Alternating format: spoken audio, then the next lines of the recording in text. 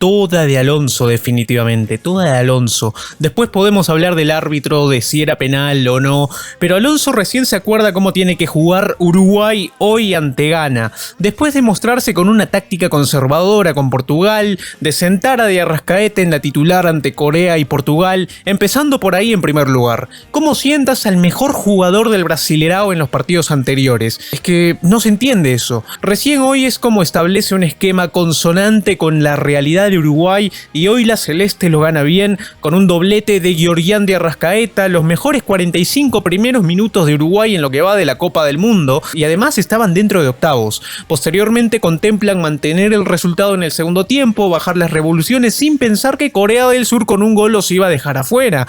O sea, la eliminación estaba ahí nada más. Es por ello que faltaba un poco de ímpetu para ir a buscar el tercero y en parte lo entiendo porque un gol de Ghana hubiese sido fatal, pero no buscar el tercero lo terminó siendo aún más. Nada de esto sirvió al final, Corea se termina metiendo a octavos por haber convertido más goles, que me parece que es el criterio de desempate número 2 de los 7 que están estipulados. El séptimo y último es sorteo directamente, pero por tener más goles que Uruguay, Corea se termina metiendo a octavos de final. Y aunque parezca raro, o quizás no lo es, a muchas personas les alegró que Uruguay se quedara afuera, sobre todo lo he notado de peruanos y chilenos de los robos arbitrales en eliminatorias. Yo la verdad que ya ni me acordaba de lo que ocurrió en Montevideo el mes de marzo, recién me acordé porque en Twitter están circulando imágenes de ese partido y no sé qué más. Probablemente este video se llene de burlas a los uruguayos, no lo sé, pero gente, ¿se dan cuenta que solo 2 representantes de la Conmebol están con vida a partir de ahora?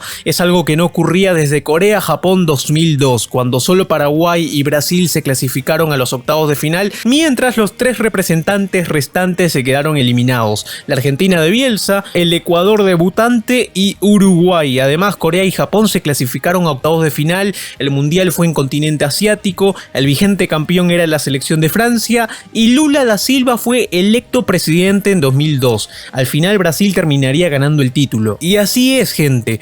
Brasil ganará el Mundial de Qatar, muchas coincidencias, los astros se están alineando para que los humildes irmãos brasileños ganen el título, cuyo partido de hoy ante Camerún hablaremos en un momento. Gente, por cierto, tienen esta nueva sección de Betano que fue diseñado especialmente para abordar esta Copa del Mundo, para que apuesten en los partidos del Mundial y ganen mucho dinero. Ya saben que tienen los beneficios de bienvenida y el link lo tendrás en la descripción. Vive el Mundial con OneFootball, donde tendrás las actualizaciones de cada partido en la Copa del Mundo Qatar 2022. OneFootball es la aplicación líder del mercado donde podrás seguir día a día tu selección favorita, incluso equipos cochinada como Alianza Riza en Copa Libertadores, pero en época de Mundial te la recomiendo al 100%. El equipo de Diego Alonso cambió completamente respecto a lo hecho en partidos anteriores, pero justamente terminó pagando lo malo de las presentaciones ante Corea y Portugal. No alcanzó con esta buena victoria, tampoco tuvo respuesta adecuada ante la dinámica de la definición del grupo, porque con un frágil equilibrio para sostener su primera victoria en el campeonato, no reguló ni midió la posibilidad de una situación posible como que Corea ganara. En la primera parte del partido se sustentó la victoria celeste, buen comienzo de Uruguay que se posicionaba en el campo contrario con la pelota quieta. Uruguay quedaba con los 3 al fondo, José María Jiménez, Sebastián Coates y Matías Olivera, mientras Guillermo Varela tomaba la posición defensiva solo cuando un delantero africano caía por ese lado. Uruguay presionó en todos lados sobre la pelota, lo utilizaba como método y a poco le fue dando resultado porque Rodrigo Bentancur lideraba la labor de media cancha con quites y proyecciones y permitía los primeros ataques, hasta que llegó el bastante incomprensible penal contra los celestes, porque antes pareció haber posición adelantada, pero al momento de ver ese aparente penal solo me hace una imagen retrospectiva de lo que le cobraron a Messi frente a Polonia, un penal que cobran netamente por la inercia como consecuencia de la estirada del guardameta. En esta oportunidad Rochet va al balón, pero en consecuencia de su acto golpea al africano, no hay dolo de por medio, pero bueno, cobraron penal para los ganeses, iba a ser un golpe durísimo si llegaban a convertir porque ibas a desordenar a Uruguay apenas cumplido cumplía el cuarto de hora nada más y el equipo iría abajo. Sin duda sería algo trágico. Sin embargo, después del VAR, de la incertidumbre y la angustia, llegó la magnífica contención del guardameta de Nacional de Montevideo, Sergio Rochet, que en parte cambió los ritmos anímicos y de juego del partido. El penal que ataja Rochet fue un gran estímulo para la celeste y es a partir de ahí donde Uruguay se volca encima de los africanos. Casi enseguida vino la primera jugada del extremo peligro de Uruguay cuando Darwin Núñez definió rumbo a las redes, pero la sacó un defensa ganés en la línea. Las corridas de Pelistri por derecha fueron las primeras búsquedas para desequilibrar, con Suárez parado un poco más retrasado y Darwin Núñez como 9 de área. Bentancur era el encargado de hacer los relevos en la mitad de cancha, tratando de combinarse con Valverde en la salida, y de Arrascaeta volcado por la izquierda también cumplía con funciones defensivas. Después sucedió lo esperable. Apareció el Luis, se acomodó, enganchó, remató y cuando entraba Georgián de Arrascaeta la empujó de cabeza en las redes. Con esas alas, con ese empuje y desatados, casi enseguida ya llegaba el segundo gol y fue a los 32 minutos con una construcción colectiva como no se había visto de los celestes hasta ese momento. Valverde y Pelistri le iniciaron, pasó por Darwin Núñez, llegó a Luis Suárez que asistió a de Arrascaeta y el jugador formado en defensor remató sin dejar picar la pelota para el 2-0. Ahí estaba sentado y bien el triunfo celeste, pero sucedió otro hecho lamentablemente decisivo. Salió lesionado Rodrigo Bentancur de excelente mundial e ingresó Matías Vecinos, que no lo hizo mal, pero no pudo jugar de manera alguna como el jugador. Hubo más de Uruguay y de Suárez, pero se fueron al vestuario con el 2-0 en la mirada y el peligroso 1-1 de Corea ante Portugal en el otro partido.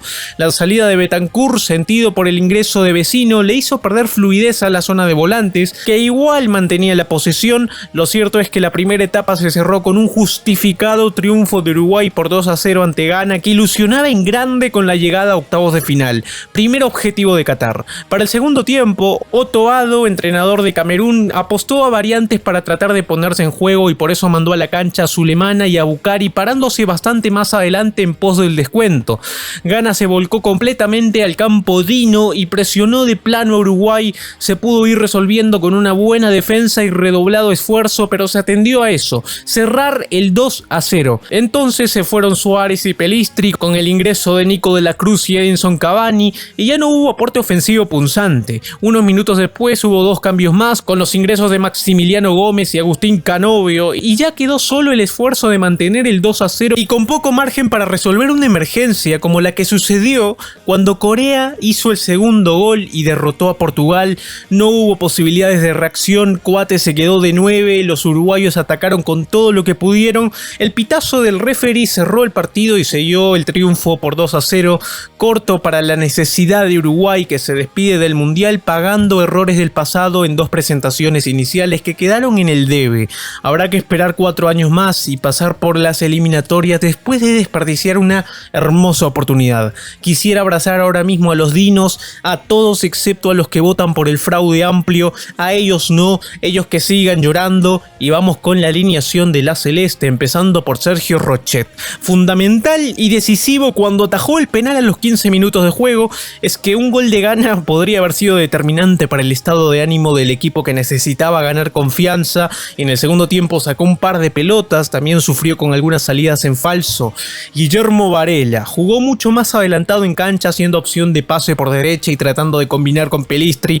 Forzó varias faltas y por su sector no pasó demasiadas complicaciones. Josema Jiménez, para mí es el Otamendi de Uruguay. Otra fiera, muy buen partido con cierres oportunos como cuando se jugó en cuerpo y alma ante un remate de Kudus en los minutos finales. Además aguantó a pie firme en el segundo tiempo. Sebastián Coates, bueno, fue impreciso a la hora de la salida con el balón en los pies, pero se fue afirmando con el correr de los minutos. Hizo un buen tándem con Josema y cubrió espacios con inteligencia. Matías Olivera se dedicó mucho más a la marca que al aspecto ofensivo, a diferencia de otros encuentros. Trató de cerrar el sector para darle más libertad a Georgián de Arrascaeta en la creación de fútbol. Atento, sencillo, cumplidor. Facundo Pelistri, una de las primeras opciones de ataque que se buscaron con velocidad, siempre intentó el desborde por la derecha y participó en la gestión de los 2 goles. Con el paso de los minutos fue perdiendo peso y terminó siendo sustituido. Federico Valverde jugó mucho más centralizado, apostando desde su habitual despliegue físico en la marca y cubrir las espaldas de sus compañeros. Trató de mover mover la pelota con criterio, mucho más tras la salida de Bentancur. Rodrigo Bentancur fue pistón en la mitad de cancha, en los relevos y la construcción de fútbol mientras estuvo en cancha. Debió salir por una molestia a los 34 minutos y definitivamente la selección lo sintió. Georgian de Arrascaeta. Determinante su ingreso como titular en el resultado y la concesión de los primeros goles de Uruguay en el Mundial. Además, ayudó en defensa a Olivera y sobre el cierre se lo notó algo cansado hasta que tuvo que ser sustituido. Y nada, gente, debió ser titular en toda la Copa del Mundo. Darwin Núñez, incisivo, peligroso, importante en la primera línea de presión en la salida del rival. Todavía le falta tener mayor fineza a la hora de culminar las jugadas, pero fue partícipe en los 2 goles de Uruguay. Luis Suárez es referencia de los ganeses desde el 2010 y una vez más se hizo notar. Volvió a jugar con un estadio en contra que lo abucheó cuando tocó la pelota, pero dejó en claro su incidencia en los 2 goles de la Celeste. Generó la acción del primer tanto con un remate que le tapó el arquero y metió el pase para el segundo tanto de Uruguay. Es una de las razones por las que no quería que Uruguay sea eliminado en fases de grupos. Es el último mundial de Luis y acá cierro con Uruguay en la presente Copa del Mundo. Un rugido para ustedes. Vamos con el partido de Brasil. Bueno, perdió Brasil, de todos modos para mí y probablemente para ustedes también, saben de antemano que esta derrota no es parámetro de nada. Brasil, ya clasificada en primer lugar, mandó a casi todos los jugadores suplentes. No Casemiro, no Vinicius, no Richarlison, Alexandro, Danilo y Menino Ney lesionados. No Paquetá, no Alisson, Marquinhos entró de suplente, Rafinha igual. Es un partido que desde la concepción Brasil lo jugó para cumplir con el calendario y aún así lo pasó por encima Camerún. Billo, pero perdieron 1-0. Igual, lo pasaron por arriba. Brasil es una selección que genera bastante juego, pero le falta el último toque, el jugador que la sepa mandar para adentro, y si con los titulares se le hizo complicado como contra Serbia y Suiza en un comienzo, con los suplentes lo sería aún más. De todos modos, solo quiero que quede claro que esta derrota no es parámetro de nada, como la derrota de Francia a manos de la poderosa Túnez. Y antes de seguir con Brasil, primero le quiero preguntar a los humildes irmãos brasileños qué significa pru pru pru. Es un poco gracioso cuando hacen eso.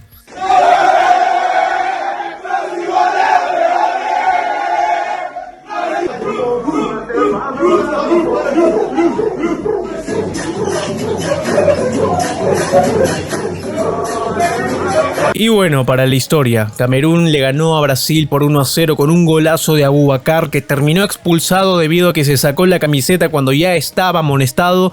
De todos modos, se pasó por el rábano la tarjeta, ya que igual Camerún estaba fuera. Igualmente los de Tite clasificaron primeros y jugarán ante Corea del Sur el próximo lunes. Los africanos por su parte cerraron un triunfo histórico, pero no les alcanzó para meterse en octavos debido a que Suiza le ganó a Serbia. Y si Suiza le metía un hito más a Serbia, Brasil pasaba al segundo lugar y en los octavos se vería contra Portugal. Enfrentamiento de selecciones lusas. Ojalá Suiza le hubiese metido uno más, así también estaría esperanzado en una posible final sudamericana, pero bueno, eso no podrá ser posible. Y saben, con este partido nos da una conclusión muy clave. La suplencia de Brasil, equipo reserva o como le llamen, tira por tierra ese falso discurso de que todos los de Tite están en el 11 inicial y que Brasil tiene 3 selecciones en este mundial.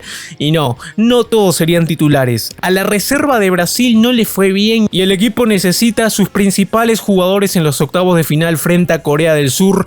La derrota ante Camerún lo demostró. Faltaba trabajo en equipo, pero también aciertos en los pases, posicionamientos correctos, paciencia e inteligencia en las definiciones. Hay que mirar con mucho ojo para sacar algo de este equipo. Entonces, Brasil solo tiene un solo plantel y ese es el que estaba en el banquillo y otro que sudaba la camiseta con el rival africano. La reserva que aún no puede verse como un equipo hecho. Martinelli era el mejor de ellos, el más lúcido. Sus corridas por la banda izquierda eran la mejor opción para Brasil. Sacó ventaja en la mayoría de los duelos con los defensores africanos. Hizo algunos buenos centros, siempre buscó el gol. Se salvó en un Brasil que no puede quejarse de la derrota.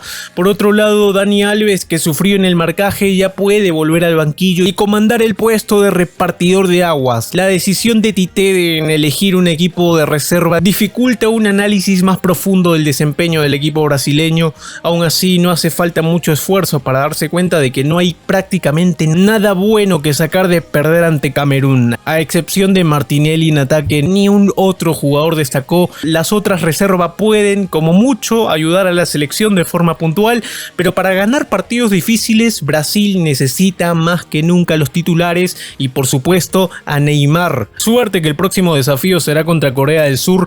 Aún así, la señal de alerta está encendida. Brasil se mostró desorganizado ante Camerún, fue atacado como no lo había sido en los dos primeros partidos y, por si fuera poco, vio lesionado a su lateral izquierdo de reserva. Quizá Tite tenga que improvisar a alguien en ese sector el día lunes por si Alexandro todavía no se recupera, pero al menos Brasil perdió. Ahora la alerta está activada y esto podrá tomarse como estímulo en lo que será en cara a los siguientes encuentros. Y bueno, no fue la mejor participación de los de Tite, que decidió poner un 11 alternativo para cuidar jugadores pensando en lo que se viene. El primer tiempo no tuvo grandes emociones, pero fue un dominio total de la reserva de la selección brasileña. Anthony, Martinelli y Rodrigo resultaron ser esas mejores opciones para llevar a Brasil en el ataque. El delantero de Arsenal fue el que más peligro planteó a los cameruneses. Por parte de Camerún, la propuesta fue muy clara: un marcaje fuerte en el sistema defensivo para aprovechar una buena jugada de contragolpe que tardó en aparecer.